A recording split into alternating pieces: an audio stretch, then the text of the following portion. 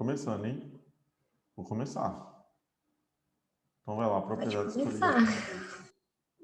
Ele está dando exemplo aqui, né, de um caminhão que passa nesses lugares que tem neve, né? Ele fala aqui, ó, sobre o caminhão temos uma mistura de sal e areia que comumente é jogada em ruas e estradas que apresentam acúmulo de gelo e neve. Essa mistura diminui o ponto de fusão da água, proporcionando o seu degelo. Isso se deve a uma propriedade coligativa. Vamos estudá-la? Nossa, parece um Telecurso 2000, né? Só faltou aquela musiquinha. Muito bom. O que acontece, ó, pessoal, né? Quando a gente mistura, né? Quando que tem alteração da propriedade coligativa? Quando a gente mistura, né, em um solvente puro, né, em um líquido puro, um soluto não volátil. O que é não volátil? Que ele não evapora, né? Esse soluto ele vai permanecer misturado no solvente, beleza? Aí eles dão muito exemplo de misturar o quê? Misturar sal na água, misturar açúcar na água, né? Isso modifica algumas propriedades da matéria, né? Algumas propriedades do líquido. Fechou? Então, o líquido puro, ele tem propriedades diferentes do que um líquido que está numa mistura, né? Com algum soluto. Então, ele fala, propriedades coligativas são aquelas que só dependem do número de partículas dissolvidas em um dado solvente e que independem da natureza das partículas. O que acontece, pessoal? Ele está falando aqui que num recipiente aqui, né, onde eu tenho uma certa quantidade de líquido, a diferença só vai fazer diferença o número de partículas que estão dissolvidas, beleza? Então ele fala, ó, qual a primeira questão, né? Se eu misturar 1 mol de, o que é esse C6H12O6? É glicose? É glicose, né? E o Aham. C12H12O11? Um é glicose, acho que o outro é sacarose, sei lá o que é. E o de cima é glicose, e o de baixo acho que é sacarose. Fechou, vamos ver aqui qual que é.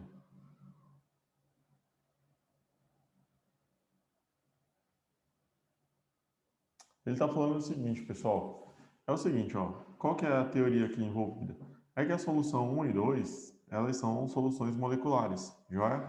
Elas não dissociam e formam íons. Então, se eu jogo 1 mol dessa substância na água, por exemplo, né, que ele está dando aqui de exemplo, vai permanecer 1 mol de partícula. Mas se eu jogar 1 mol de uma substância iônica, essa substância iônica se divide em 2 íons. Então, na verdade, é como se eu tivesse 2 mol de íon, dobra o número de partículas. Fechou? Então, quem é que tem um maior efeito, né? Quem é que tem um maior efeito sobre as propriedades coligativas?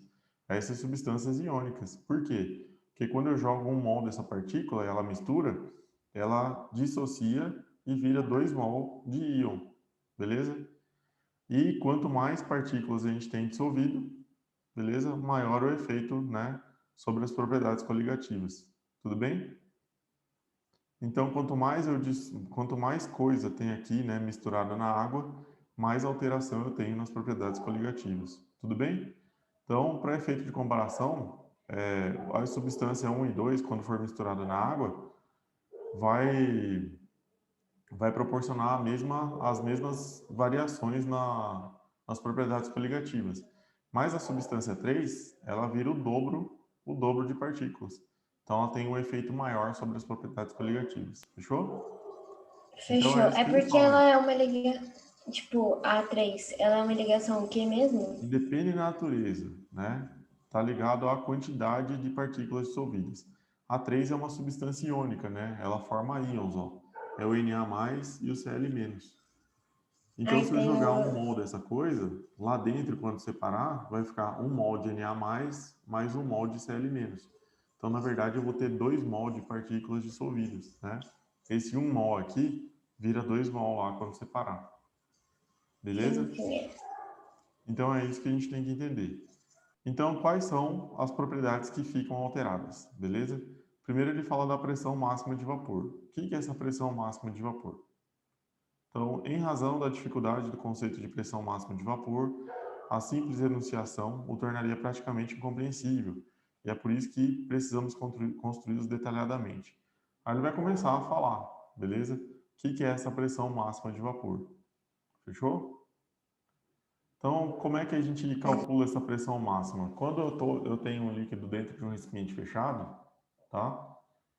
Esse líquido começa a evaporar, vai ter um limite que ele vai conseguir evaporar. Ele não evapora todinho lá dentro, a não ser que tenha muito pouco líquido, né? Beleza? Não sei se vocês já usaram panela de pressão, às vezes a gente põe o quê? Metade da panela de água. Beleza? E mesmo escapando o vapor, quando a gente abre a panela de novo, ainda não escapou todo o líquido que estava ali dentro, né? Mas vamos pensar que essa panela é totalmente fechada, joia? E aí começa a evaporar, por exemplo, a água que está dentro da panela. Vai chegar um momento em que não vai caber mais vapor de água, assim, digamos, entre aspas. Não vai mais caber vapor de água, não tem mais para onde, né? Espaço para as moléculas elas ficarem numa distância suficiente e continuarem sendo vapor. Aí o que vai acontecer? Chega um limite em que tem tanto vapor que as moléculas começam a se unir de novo e condensar, formando água. Joia? Então, isso acontece a uma pressão específica, que é a pressão máxima de vapor. Fechou? Essa pressão, ela não é superada. Por quê? Porque a água que está no vapor, ela começa a aglutinar de novo, condensar e formar líquido. E aí esse ciclo fica infinito. Sempre na mesma pressão, e a quantidade de água que evapora vai ser a mesma quantidade de água que volta a ser líquido. Dá para entender mais ou menos a ideia? Aham. Mais ou menos isso, que é a pressão de vapor, beleza? Quando ela atinge essa pressão, aí a coisa fica evapora e ao mesmo tempo condensa. A mesma quantidade de massa de água que evapora é a que condensa. Beleza? Então vai ser isso. Isso. E aí o que ela faz com essa pressão de vapor? Ela diminui essa pressão de vapor. Fechou? Essa pressão máxima de vapor ela fica diminuída. Então ele está aqui. Acho que esse livro aqui ele é meio mais difícil para vocês. Deixa eu tentar pegar o livro do colégio. Espera aí, eu achei que ia ser mais simples, mas parece que está mais cabuloso. Tipo assim, se eu tenho uma, por exemplo, a água. A água, ela precisa de uma determinada pressão para evaporar, né? Aí, se eu adiciono, sei lá, sal na água, a pressão máxima vai aumentar ou diminuir? Ela aumenta, né? A pressão diminui. A pressão Diminui. diminui. A água ela vai condensar mais rápido. Ela vai aglutinar mais rápido, a pressão diminui. Vamos lá, vamos ver aqui. Não é o do... Pera aí, foi mal. Viajei nas maionese aqui, calma aí.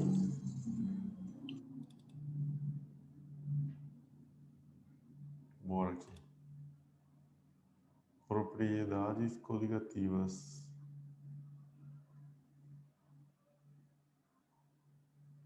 Esse livro 3 de vocês só tem coisa orgânica? E orgânica é do terceiro, não é não? É verdade. Bom ponto. Bom ponto. Eu já tô bem É um louco. bom ponto. É o horário, cara, é o horário. E o horário? Faz isso. Obrigado pela ajuda aí. Tá aqui, propriedades coligativas, página 72. A gente sabe que não, mas vamos ficar com é o horário. A gente sabe que eu sou bem louco mesmo. Normal. Pressão de vapor de um líquido, beleza? Então vamos lá. Então ele está dando aqui um conceito. Por exemplo, mostrado na foto abaixo, constata-se que se houver uma redução suficiente de pressão sobre a superfície da água líquida, nada impedirá que suas moléculas passem para o estado de vapor de forma violenta, causando assim a ebulição da água. A ebulição ocorreu sem que houvesse necessidade de aquecimento do líquido. Beleza? Se a gente, ele está falando aqui, se você reduzir a pressão, a água entra em ebulição. Beleza?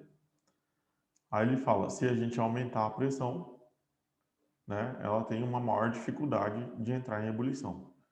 Né? A gente percebe isso porque, né, aqui em Campo Grande, por exemplo, que está numa altura acima do nível do mar, vamos supor uns 700 metros, eu acho, acima do nível do mar, a água ela vai ferver a quanto? A 97, 98 graus Celsius. Então, é mais fácil entrar em ebulição quando a pressão é menor. Né? Quando a pressão é maior, é mais difícil. Então, vamos tentar entender aqui. Ele está falando, ó, em um cilindro de aço contendo um êmbolo móvel, no qual são adaptados um termômetro e um manômetro, que é um aparelho de medir pressão, né? Colocamos um certo volume de água pura, de modo que todo o espaço interno disponível do cilindro fique ocupado pela água.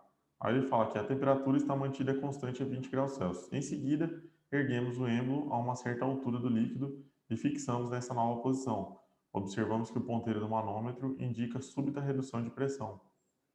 Assim que o êmbolo é levantado, imediatamente a pressão começa a se elevar, né? Chega a um certo momento em que a pressão permanece constante. Beleza? Por que ele faz isso, né? Faz para compensar, fechou? Então, quando ele puxa o êmbolo para cima, tem uma redução da pressão aqui dentro.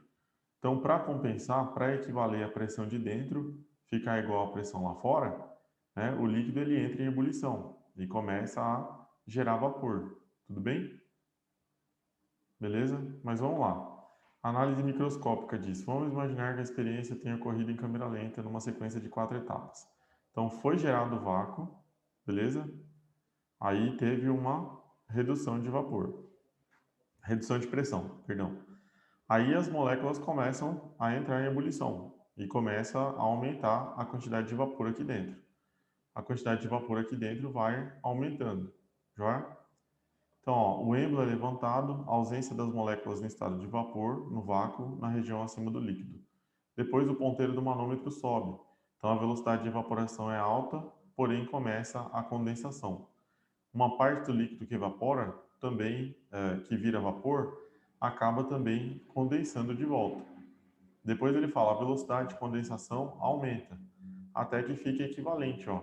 O ponteiro do manômetro estaciona. A velocidade de condensação se iguala à de evaporação. Então é isso que eu falei para vocês, né?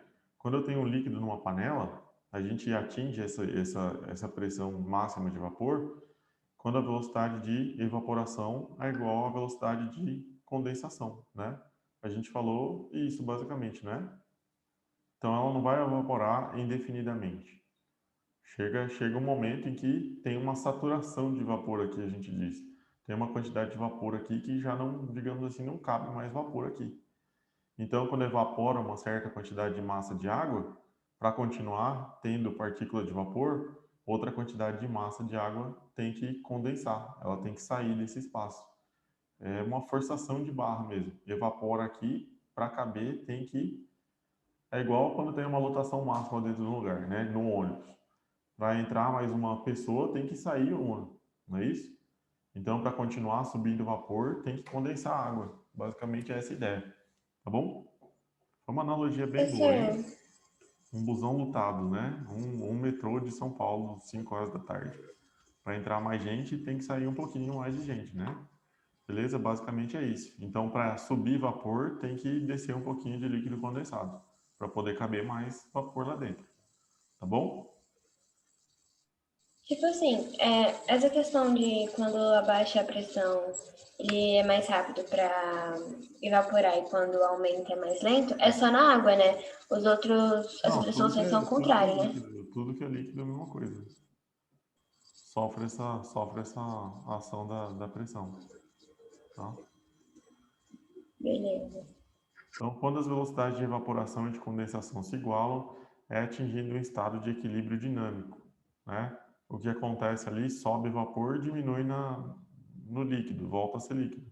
Se a temperatura não for alterada, a pressão lida no manômetro permanece constante.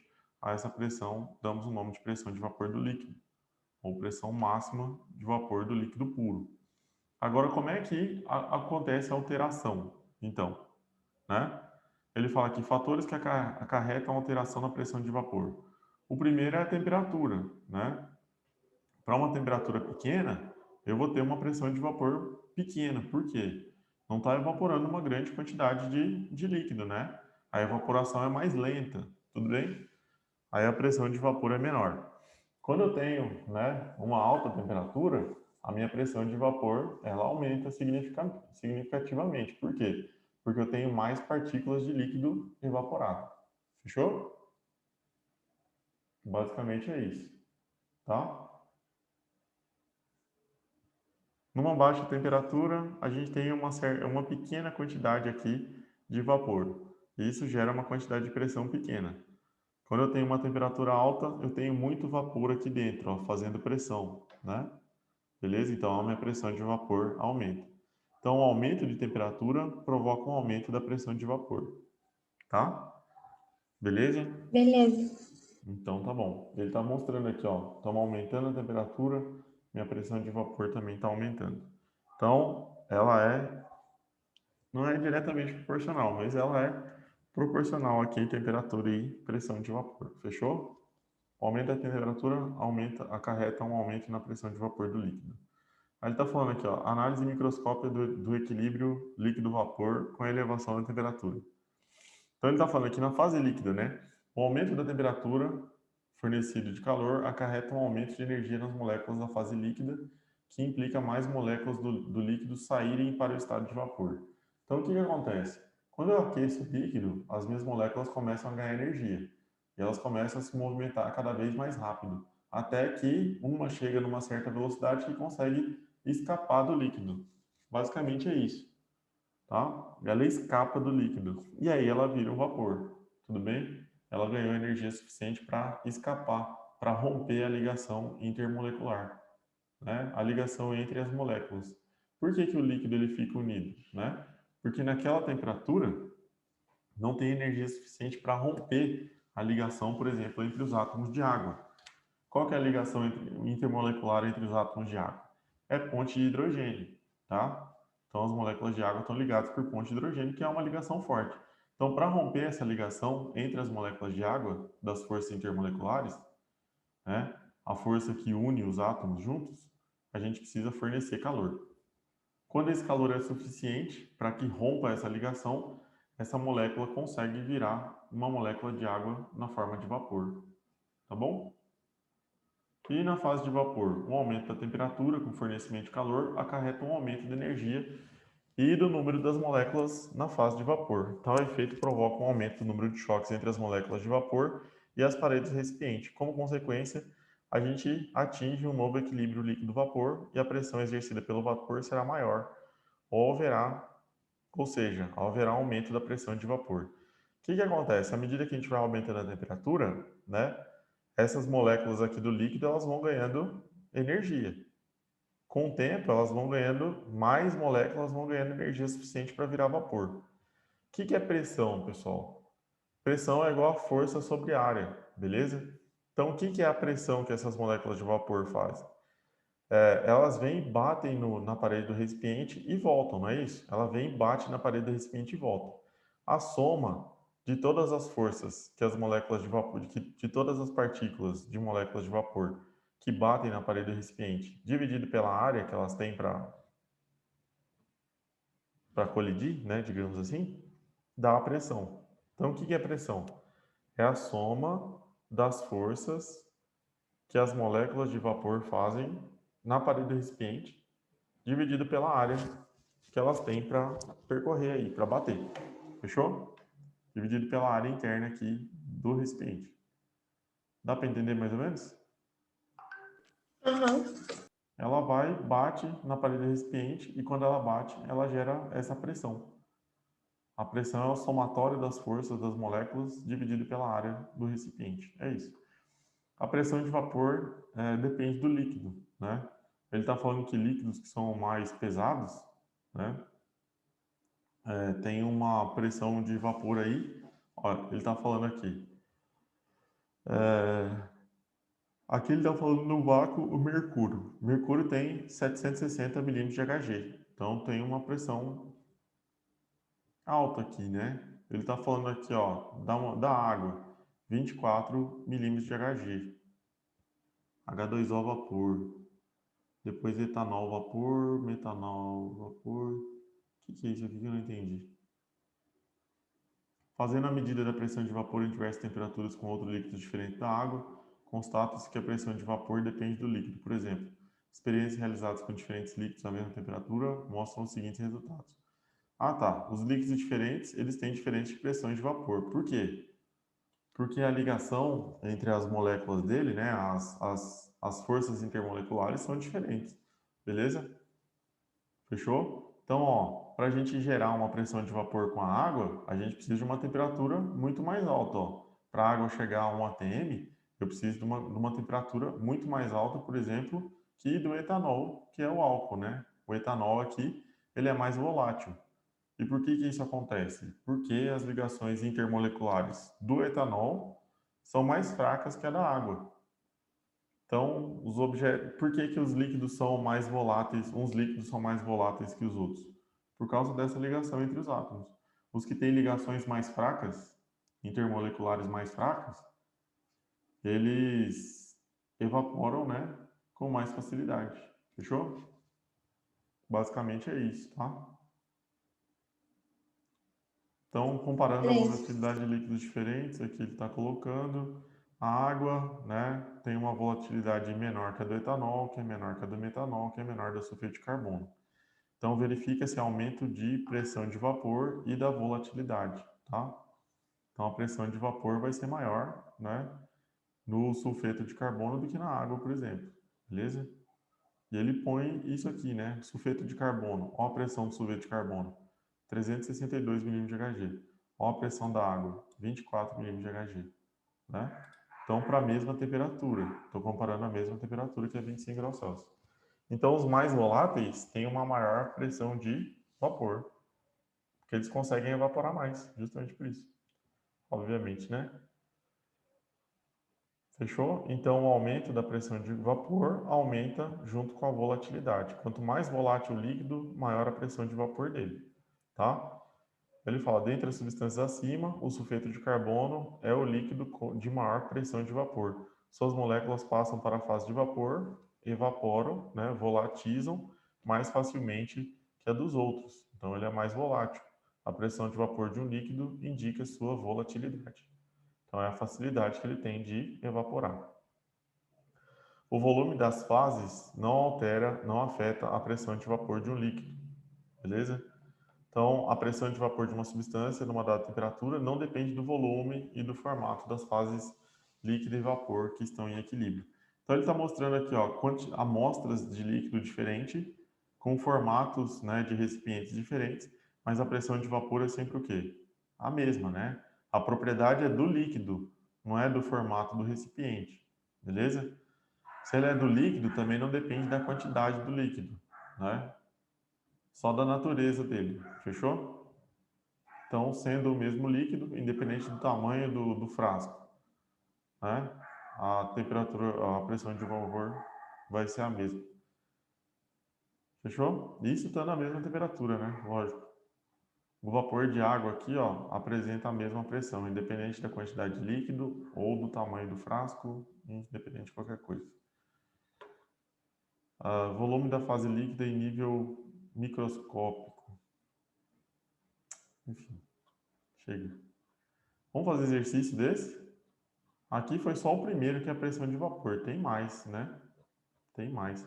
Vamos fazer exercício dessa pressão de vapor, para a gente ver se a gente entendeu alguma coisa? Vamos lá. Vocês estão bem? Todo mundo dormiu? Tá tranquilo? Não, a gente tá vivo, eu acho. Vou levar o... Tô aqui. Vocês já estão no bercinho já, galera. Vocês estão quase dormindo. Bora. Vamos fazer isso aqui, ó. Tendo em vista o momento em que o líquido se encontra em equilíbrio com seu vapor, então ele já está na pressão máxima de vapor, leia atentamente as afirmativas abaixo. A evaporação e a condensação ocorrem com a mesma velocidade. Isso é verdadeiro? Hã? Quando tá em equilíbrio, não? Isso, ele está em equilíbrio. Ó. O líquido se encontra em equilíbrio com seu Ah, vapor. tá. Então é verdade. Então a evaporação e a condensação ocorrem com a mesma velocidade? Ocorre. Uhum. Não há transferência de moléculas entre líquido e vapor.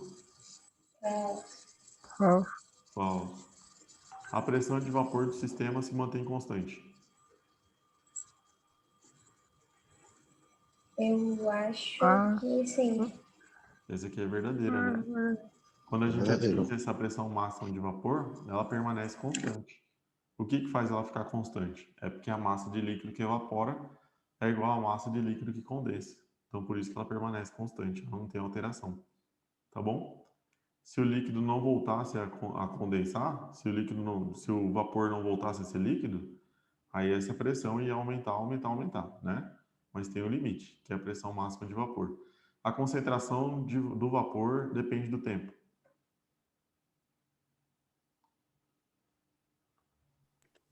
Depende do Não, tempo. Não. A pressão não. máxima de vapor depende Ah, do quê? Da temperatura e do líquido, não é? Então isso aqui é falso. Então vai ser a 1 e a 3. A 1 e a 3, então vai ser letra A. Yes. Agora vamos para a 2. Que bobeira, né? Vamos lá. A de açaí. A de querer estar dormindo. Vamos lá. O gráfico abaixo mostra a variação da pressão de vapor de algumas substâncias. Antes dele perguntar, vamos tentar analisar isso aqui. O gráfico abaixo mostra a variação da pressão de vapor de algumas substâncias. A pressão de vapor é em milímetros de mercúrio no eixo das ordenadas. E depois a temperatura em graus Celsius no eixo das abscissas.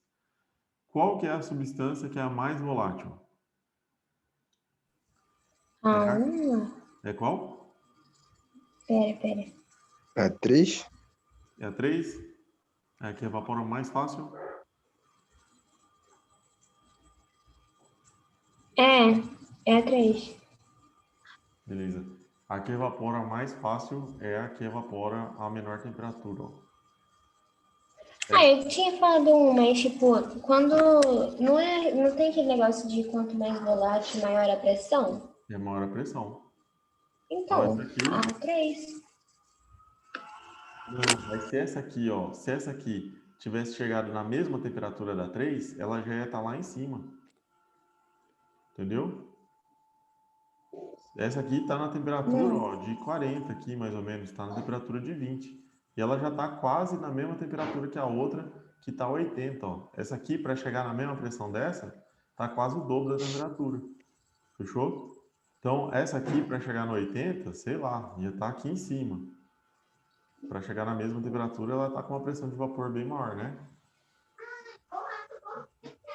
Beleza? Apesar que tem um limite da pressão de vapor, né? Porra, agora vocês me deixaram na dúvida, vocês são foda. Mas vou pôr aqui, ó. Esse cara aqui é o mais volátil. Então ele é o que tem a maior pressão de vapor. Pela teoria, eu vou nisso. E esse aqui é o menos volátil, é o que demora mais para evaporar. Então esse aqui também tem a menor pressão de vapor. Fechou? Eu vou nesse. O 1 é a maior pressão de vapor e o 5 é a menor pressão de vapor, porque ele é o que demora mais para chegar aqui na mesma pressão, né? Tem que ter uma temperatura maior para ele, tá? Então vamos lá. Quais entre essas substâncias é a mais volátil? Aí eu marcar a 1, fechou? Eu vou pegar aqui a resposta no final do livro. Eu tava procurando, mas eu tô achando. O FPE, cara. Qual que é o enunciado? O gráfico abaixo mostra a variação da pressão de vapor. De pressão de algumas substâncias.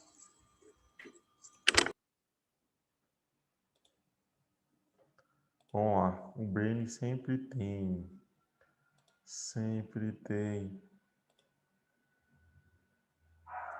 É, resposta letra A mesmo, galera. Tá? Resposta é letra A mesmo, tá bom?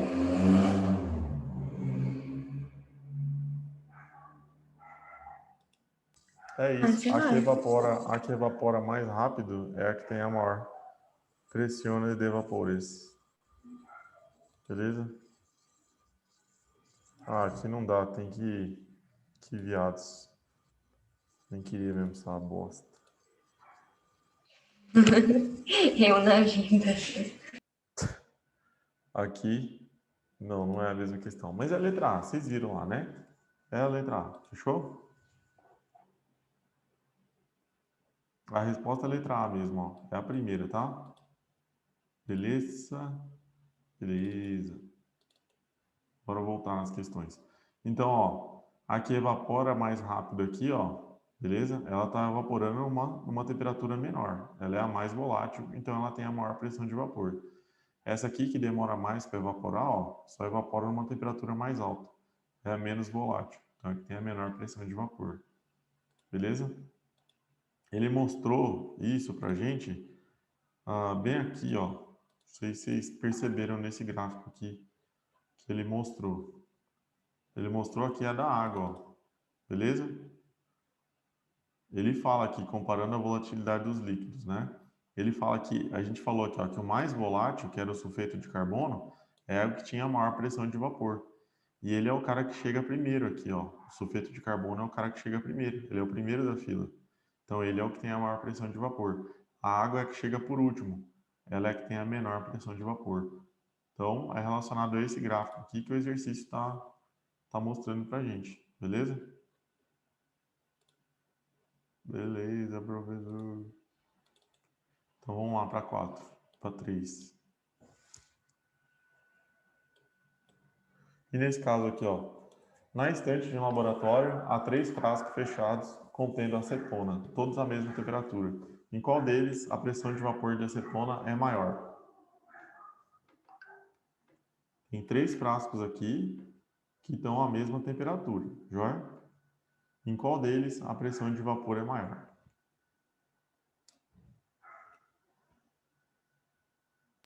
Eu acho que é o último. É o último aqui vai ter uma maior pressão de vapor? Quem mais acha alguma coisa? Ah, não, se bem que... Ah, é porque na minha cabeça fez sentido. Eu não acho nada, e se eu achar não é meu. É isso? Não, é que tipo... Ah, tá. Não, não vai ser, eu acho. Qual É deles, porque eu pensei... qual deles tem a maior pressão de vapor aqui, galera?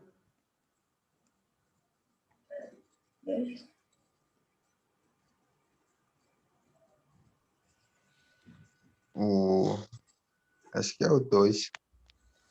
Então, Não, acho que é o 1. vocês estão viajando, né, galera? Vocês estão viajando na teoria. A gente falou o que nesse negócio? Que todas as pressões são iguais, independente do formato do frasco e independente da Sim, quantidade de líquido que tem. A gente falou aquela hora. sim. Independente do formato do frasco, independente da quantidade de líquido que tem dentro. Por quê? É uma propriedade do líquido, não do Mas não frasco. tem igual ali. Não está ligado ao formato do frasco nem à quantidade de líquido. Pressão de vapor é uma propriedade do líquido. Então, se é o mesmo líquido, é a mesma pressão de vapor. Então, aqui a gente tem o frasco 1, o frasco 2 e o frasco 3. Então, a pressão de vapor no frasco 1 é igual à pressão de vapor no frasco 2, que é igual à pressão de vapor no frasco 3. Todas elas são iguais. Iguais. É o mesmo líquido e a mesma pressão. Fechou? Fechou. Cara, eu Próximo. pensei nisso, só que eu olhei essas questões aí do ITA, sabe?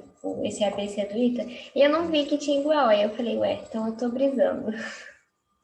Vamos lá, ó. Mas tem. Qual das opções abaixo contém a sequência correta de ordenação da pressão de vapor saturante das seguintes substâncias? CO2, Br2 e mercúrio. CO2, bromo 2 e mercúrio.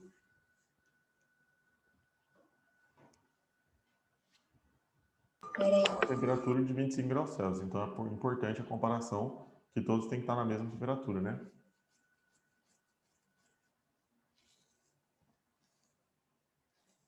O que é o Br2, pessoal? Br2 é o que, esse bromo 2 aí? CO2 eu É, sei que é um bromo gás. 2. Então, CO2 eu sei que é um gás. E esse Br2? Ele é um líquido. Ele é um líquido? E é, Quem falou? eu. Br2 vai aparecer algum É um canal. líquido mesmo? Sei lá, eu vou olhar aqui. É que eu tô com a tabela, pera. Eu acho que é um líquido. Bagulho de azul. É um líquido. Ai, Jesus Cristo, me ajuda. É mesmo, É porque... líquido? É, uai. Sim, confia É na líquido. tia Ana. O bromo, ele está no estado líquido, mas o bromo 2, Mas Ah, é líquido. É encontrado no estado líquido. é encontrado onde? bromo. No estado líquido, sendo considerado volátil, com uma temperatura de evolução a 59 graus Celsius e fusão a -7. Mas esse é só o bromo, né? O bromo, ele é Bromo BR2. 2, BR2. A É encontrado molécula no estado dele, líquido. onde você viu? No Google, né? Nossa, Adoro, então tá bom. adoro. Então tá bom. Aqui, ó, bromo BR2, né? É uma substância obtida. Vamos colar da web Mas, aqui. tipo assim, Calma. tem alguma coisa a ver com a localização deles na tabela? O bromo não é facilmente encontrado na natureza, é abundante na forma de sais de bromo, na água, mar e em algumas rochas. O bromo é o único não metal que forma uma substância simples líquida em condições ambientes. Então é líquido mesmo. Fechou. Vocês viram, né? É o único não metal que forma uma substância líquida em condições ambientes. Substância simples é porque ele é BR2 mesmo, né? Fechou? Então a gente tem um gás, tem um líquido e tem dois líquidos, né? Só que o mercúrio é um líquido mais pesado, né? Beleza? Ele é um metal. E aí, o que acontece nesse caso aí? Com as pressões de vapor?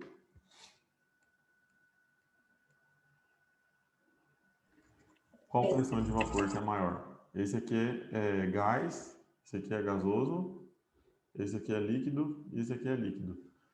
Qual que é a maior pressão de vapor?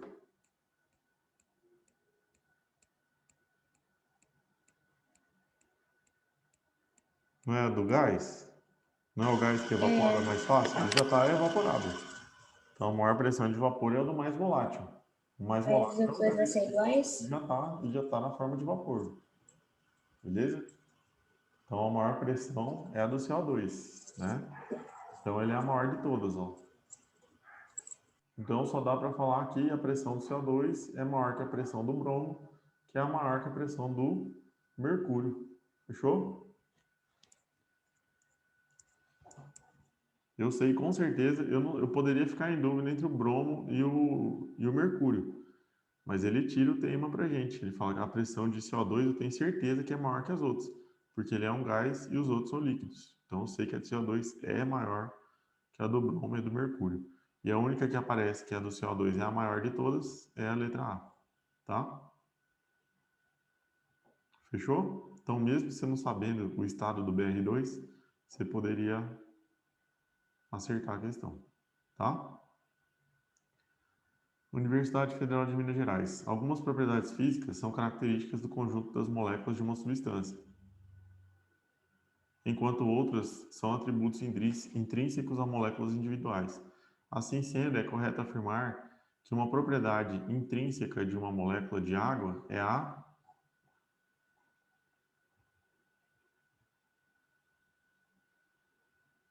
E aí?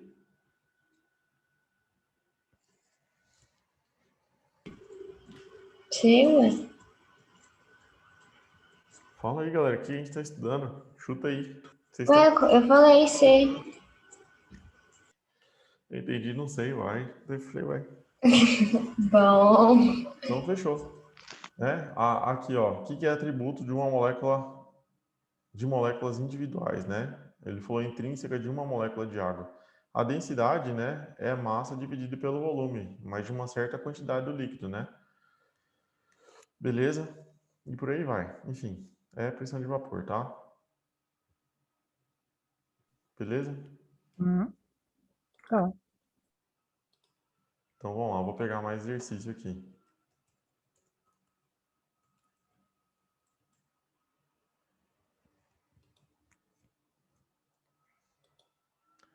Vamos continuarmos? Ah, pessoal, a gente tem que ver o seguinte, ó. Tem uma coisa aqui. Ele falou o seguinte, ó. Intrínseco, perdão. Intrínseco de quê? De uma molécula só. Né? A densidade ele é de um conjunto de moléculas, né? Eu preciso de mais de uma molécula para determinar a densidade, de uma certa quantidade. Temperatura de ebulição, eu também não consigo medir a temperatura de ebulição de um líquido com uma molécula só do líquido. Eu preciso de uma certa quantidade. A pressão de vapor também é a mesma coisa. Se eu tiver uma molécula só evaporada, eu não vou conseguir saber qual que é a pressão de vapor. Agora, a polaridade, sim, né? A polaridade é intrínseca de uma molécula só. Foi mal, isso aqui eu viajei, hein? Eu viajei. Agora faz todo sentido. Beleza? Então, para saber a densidade de um material, eu preciso de mais de um átomo desse material, de mais de uma molécula desse material. Pressão de vapor, mesma coisa. Não consigo determinar a pressão de vapor com uma molécula só. Nem temperatura de ebulição. Agora, a polaridade, sim, né? Dá para saber a polaridade da molécula, né? Ela é uma característica da molécula. Fechou? Então, foi mal. Viajei, fui no automático. Vamos lá. Agora vamos continuar no nosso livrinho. Então é isso. Dessa aqui já foi. Agora, peraí. Deixa eu abrir aqui. Só um pouquinho, galera. Perdão.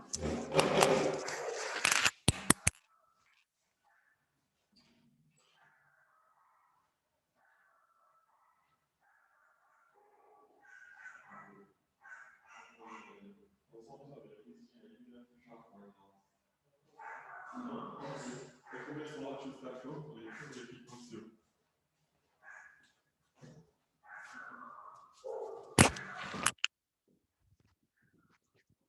Fala aí, seus loucão. Voltei. Então, temperatura de ebulição de um líquido. Beleza? Então, ela também, cada líquido também tem sua temperatura de ebulição bem definida. Beleza? Bem definida. É uma propriedade de cada elemento. Tá bom? Então, ele está mostrando aqui. Ele está mostrando aqui o que está acontecendo.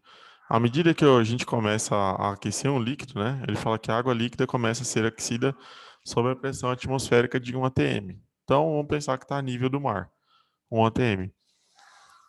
No local, segunda etapa, no local em que é fornecido calor, né, que é o fundo do recipiente, pequeninas bolhas são formadas. São bolhas de ar eliminadas pelo aquecimento do líquido.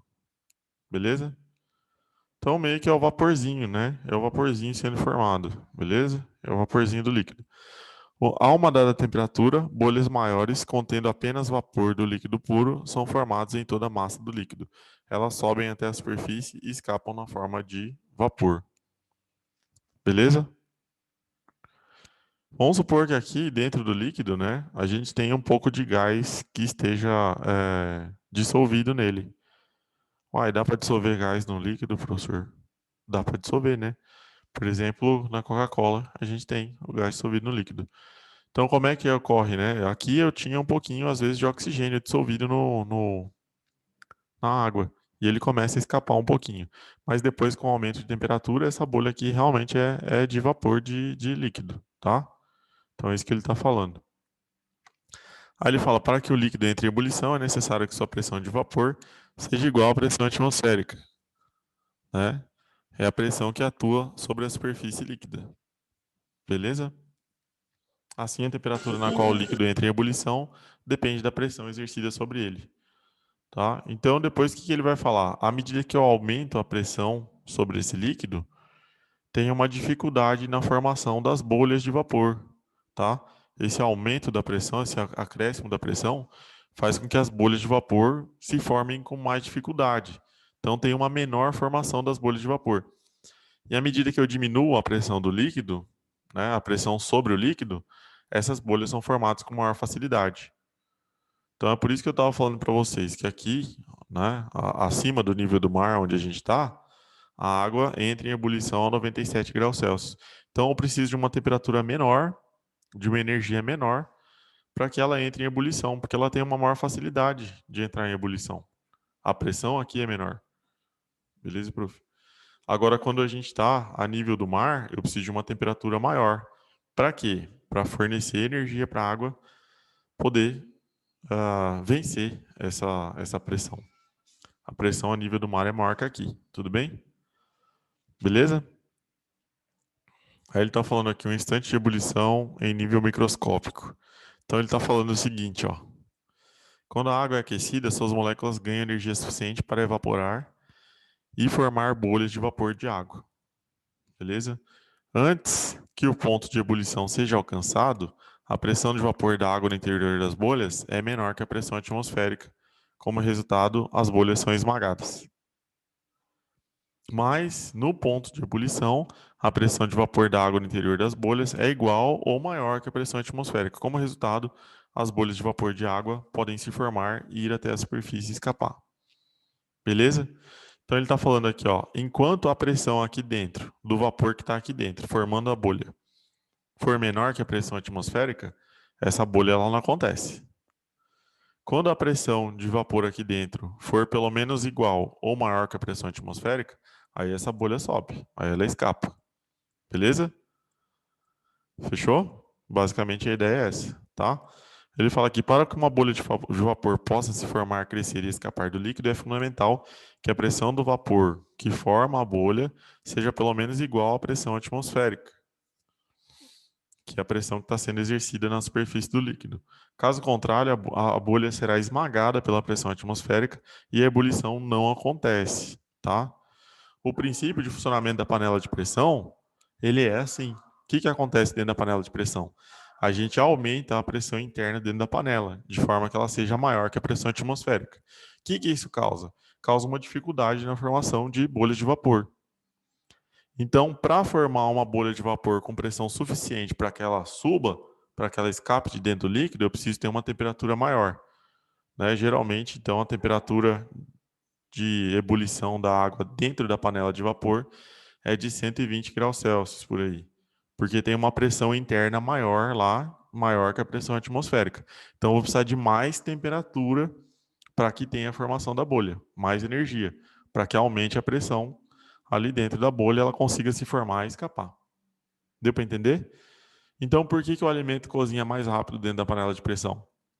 Justamente porque eu consigo fazer a temperatura da água chegar a mais de 100 graus Celsius. Aí ela cozinha mais rápido o alimento. Não por causa da pressão, mas porque a temperatura da água é maior. Então, aumenta, acelera a velocidade de cozimento, porque a água consegue chegar a uma temperatura maior sem evaporar. Entendeu a ideia? Deu para entender. O que, professor, por favor? É isso, galera, tá? Basicamente funciona desse jeitinho aí que eu tô falando para vocês. Então, beleza, ó. Ele tá falando aqui, né? À medida que a gente aumenta essa pressão, ele pôs uma amostra de água aqui, ele pôs um peso em cima, né? Para simular uma pressão, né? Esse peso ele tá fazendo uma força aqui sobre a água, né? Então ele tá fazendo um experimento aqui, ó. A pressão constante, né? A que está submetida à água. Qual que é a pressão atmosférica? É essa aqui, ó. 101,3 kPa, que é 1,05 vezes 10 a quinta Pascal. 1,01 vezes 10 a quinta Pascal. Que é a pressão de um ATM, é a pressão atmosférica. Vamos parar de bagunça. Na pressão atmosférica, a água ferve a 100 graus Celsius. Se eu for para uma pressão menor, ou seja, se eu estiver aumentando a minha altitude, por exemplo, ou fazendo um vácuo aqui no recipiente, ela ferve a uma temperatura menor. Agora, se ela estiver submetida a uma pressão maior, ó, essa pressão aqui é maior que a atmosférica. A atmosférica é 101, essa aqui é 198, é maior. Ela vai ter um ponto de ebulição o quê? Maior. Então, aumentando a pressão sobre o líquido, a gente aumenta o ponto de ebulição. Diminuindo a pressão sobre o líquido, a gente diminui o ponto de ebulição. Deu para entender a ideia? Deu. Tá?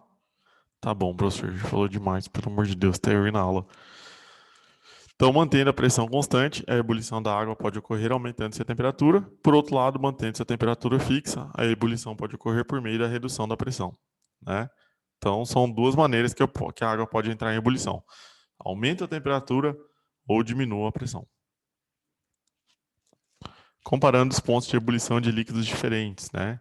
Então, os líquidos mais voláteis, tipo o éter, o etanol, evaporam mais rápido que a água, né? Elas têm uma maior pressão de vapor, né? Mas têm uma menor temperatura de ebulição. Eles vão ferver mais rápido que a água, beleza? Então, quando o líquido é mais volátil, ele ferve mais rápido, digamos assim. Ele entra em ebulição, né? É a palavra correta. Ele entra em ebulição com maior facilidade, a uma temperatura menor. Fechou?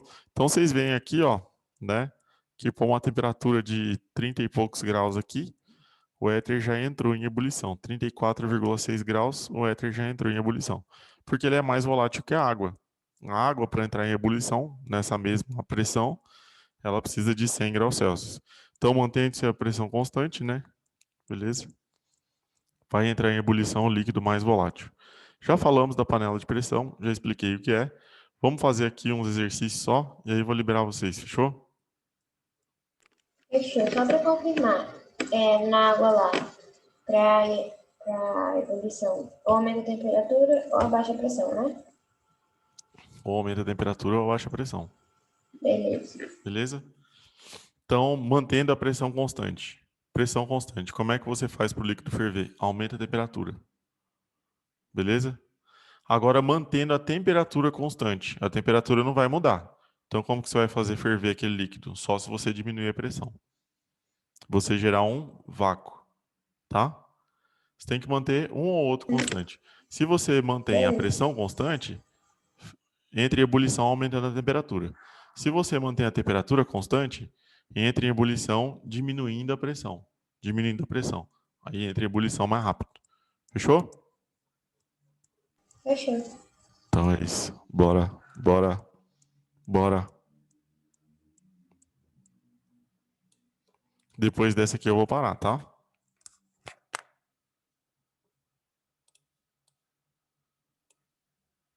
Suave.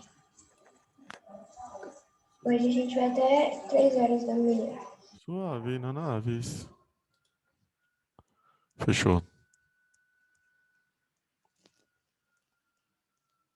Tudo bem. Bora, bora, bora. Agora aqui, ó, galera. Imagine que no futuro, dados de uma sonda espacial revelem que a pressão atmosférica de um determinado planeta seja da ordem de 4.000 kPa. Use os dados da tabela 1 da página 74 para estimar o valor aproximado do ponto de ebulição da água nesse planeta. 4.000 kPa. Vai ser maior ou menor? O ponto de ebulição da água. Página 74? Que bosta, hein? Página 74 lá no infinito. Cara, é só você escrever ali, você sabe, né? Não, mas eu não gosto. Eu gosto de difícil. E complica a sua vida. Aqui, ó. Ele falou 4.000. 4.000, não é brincadeira, não. Tá aqui, ó. 4.000 kPa. A gente vai estar aqui a 250 graus Celsius, tá? Beleza? A água vai Beleza. entrar em ebulição a 250 graus Celsius. O que isso quer dizer? Que o aumento da pressão provoca um aumento da temperatura de ebulição. Aliás, Sim. é isso. Um aumento da temperatura de ebulição. Fechou? Se ela ferveria a 100 graus Celsius na pressão atmosférica, quando passa para 4.000 kPa, vai passar para 250 graus Celsius. Então é isso. Para estimar o valor aproximado do ponto de ebulição da água nesse planeta, que é o ponto de ebulição vai ser igual a 250 graus Celsius. Numa autoclave, a água entra em ebulição a 150 graus Celsius. Pesquise o que vem a ser uma autoclave. O que vem a ser uma autoclave? É um dispositivo Então, de esterilização, tá? Ele é um fornão que tem água, tipo uma panela de pressão mesmo, beleza? É uma autoclave. Para que usa isso aí? No hospital, usa para ferver os lençóis, né? Os lençóis que os pacientes usam para que um não passe doença para o outro, ok? Então esteriliza aquele lençol, porque ele vai jogar lá para ferver a uma temperatura de 150 graus Celsius. Geralmente a gente sabe que fervendo a água, a gente já esteriliza tudo, né? A água ela se torna potável se a gente ferver, certo? Então a 150 graus Celsius já foi tudo que a bactéria que tinha lá dentro. Morreu tudo. Consulte a tabela 1 e determine a pressão no interior de uma autoclave com água fervente a 100 graus Celsius. Pô, cara, 150. Pô, cara, 150. está a 475,3 atm. É quase 5 vezes a pressão atmosférica, né? A pressão atmosférica é 100, ela é quase 500. É quase 5 vezes, quase 5 atm, né? Então, na verdade, a panela de pressão, essas autoclaves aí, funcionam como se fosse uma bomba, né? A pressão lá dentro é muito grande, a tendência é explodir. Então tem que ser um material bem resistente, né? Por isso que panela de pressão é perigoso, que ela pode explodir. Fechou? Então, 475 quilopascal. 8. Verifica-se que o ponto de ebulição da água a 3,2 kPa é 25 graus Celsius. Se num experimento controlado, uma amostra de água líquida for mantida a 25 graus Celsius e a pressão for lentamente reduzida, qual será o valor da pressão no momento em que a água entrar em ebulição? Explique o raciocínio usado. E aí, galera?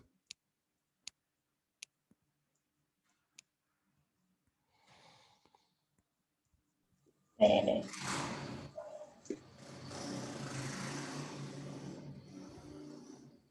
Tem alguma formulazinha pra usar, Nossa, sei velho, lá? vou falar aqui com vocês, na amizade, que não fala pra ninguém. Eu tenho medo do professor novo aqui. Por quê? Ele tem cara de Ué, psicopata, cara. E ele termina a aula dele, ele fica 1 hora aqui ainda viajando na maionese ali. Tá bom. Só isso, eu queria desabafar que eu fiquei com medo. Se um dia, Professor se um do dia eu quê? sumir, se um dia eu sumir, vocês já sabem o que aconteceu, vocês vão na polícia e denunciar ele. Você sabe que tá gravada, né? É verdade, né? Eu vou ter que cortar na edição. nem. Corta. Então é isso, tô zoando, só brincadeira, só pra gente se contrair. Vamos lá. Então, ó, aqui a pressão tá muito baixa, né, pessoal? A pressão normal não é 101 quilopascal, né? A pressão atmosférica normal não é 101 quilopascal.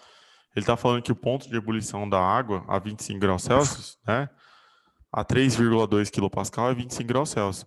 Então, para pressões menores, a gente consegue diminuir o ponto de ebulição da água. Então, você vê, ela já está fervendo a 25 graus Celsius. Já está entrando em ebulição a 25 graus Celsius. Por quê? Porque a pressão sobre ela é muito pequena, diminui muito a pressão.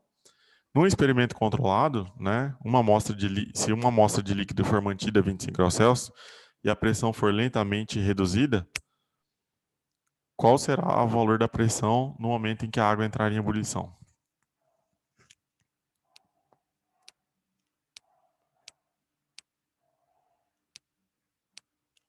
Uai, não é 3,2 kPa? Não estou entendendo isso aqui. Verifique-se que o ponto de ebulição da água é 3,2 kPa, é 25 graus Celsius. Se no experimento controlado, a amostra de água líquida for mantida a 25 graus Celsius e a pressão for lentamente reduzida, qual será o valor da pressão no momento que a água entrar em ebulição? Uai, sei lá, eu ia pôr 3,2 kPa. Não é o ponto de ebulição dela? Uai, tá de sacanagem esse exercício aqui. Se ele perguntou isso aí, o que eu entendi é muito podre. Pera aí. Verifica-se que o ponto de ebulição da água... Eu vou pôr na internet, né? Verifica-se que o ponto de ebulição da água a 3,5.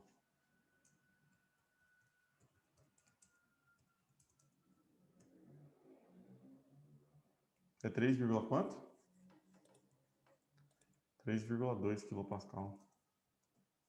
Tipo, eu não entendi muito bem, porque, sei lá, não tem nenhuma forma, ele quer um valor, né? Cara, eu achei muito louco essa questão aqui. Eu acho que é a mesma coisa. Achei muito estranho essa pergunta, porque eu acho que é exatamente essa pressão mesmo. É uma pressão igual ou maior que essa, não é verdade? Já vale. Vamos ver aqui o que ele fala.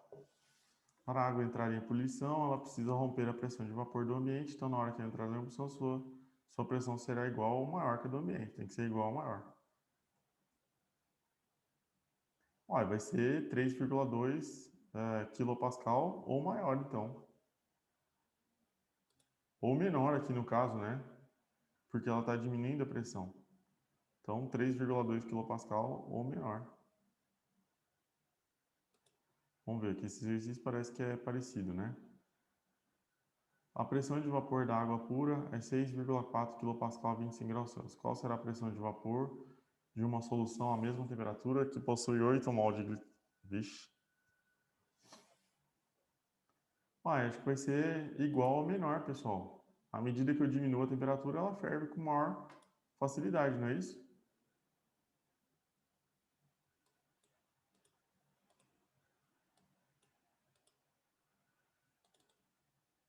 Vai ser igual a 3,2 kPa ou menor. Porque para a água ferver, mantendo a temperatura constante, eu tenho que diminuir a temperatura. Então, ela começa a ferver a 3,2 Diminuir a kPa. pressão, né? Mas ela também ferve se a temperatura for menor. É isso, tá? Então, a pressão aqui, ó, e a pressão for lenta, qual deverá ser o valor da pressão no momento em que a água entrar em ebulição? 3,2 kPa. Ou valores menores que isso. Esquisito, não entendi muito bem isso não. É estranho esse negócio aí. Depois eu vou ver. Fechou? Vamos fazer esse último aqui, 10, e aí a gente já encerra já. As curvas de pressão de vapor de éter de etílico e etanol são dadas abaixo. Então, o A é o éter, o B é o etanol. Quais os pontos de ebulição dessas substâncias na cidade de São Paulo? Né? Pressão atmosférica de 700 milímetros de Hg. Qual que é a pressão qual que é o ponto de ebulição a 700 milímetros de Hg? Então, vai estar aqui, ó. Né? Para o A aqui, vai valer 30 graus Celsius. E para o B aqui, essa temperatura vai valer 75, né? Beleza? Então, seria 30 graus Celsius e 75 graus Celsius. A 500 milímetros de Hg e 50 graus Celsius, qual é o estado físico de cada uma dessas substâncias? Vamos por aqui, ó, 50 graus Celsius e 500 milímetros de Hg, né? 500 milímetros de Hg. Fechou? Nessa temperatura. O que está acontecendo com os caras aqui, ó? Esse cara aqui, ele já evaporou, ó. Ele está atrás dos 50 graus Celsius, ele já evaporou. Esse cara aqui não. Nessa pressão, para ele evaporar, ele teria que estar a 65, ó. Então, esse cara aqui vai estar no estado de vapor. Esse cara aqui vai estar no estado líquido, né? Quem está antes aqui já virou vapor. Ele, nessa pressão de 500 milímetros de Hg, o A, que é o éter, viraria vapor a 20 graus Celsius. Já para esses mesmos 500 milímetros de Hg, o B, que é o etanol, viraria vapor a 65 graus Celsius. Né? Diminui a pressão, diminui o ponto de ebulição, mas não diminui o suficiente para virar vapor do etanol. Então, é vapor para o éter e o etanol ainda estaria na fase líquida. Beleza? Deu para entender? Uhum. O éter vai estar na vapor e o etanol na fase líquida. Também, se não entendeu, eu não vou zoar na última, né? Todo mundo entendeu, por favor. Tô zoando. Quem não entendeu, Então, tô achando. quem não entendeu pode falar, tô zoando só. Tá? Tá tudo certo? Se tá tudo certo, então boas noites para vocês. Tá tranquilo. Tá? Beleza. Esquece aquele negócio do professor que é brincadeira, tá? Oh, ele ficou com medo. Eu que tô aqui. Tô brincando. Mas valeu, galera. Boa noite para vocês, tá? Bom descanso aí e até mais. É nóis. Valeu, boa noite. Valeu, professor. Valeu, professor, pra você também. Até mais. Falou.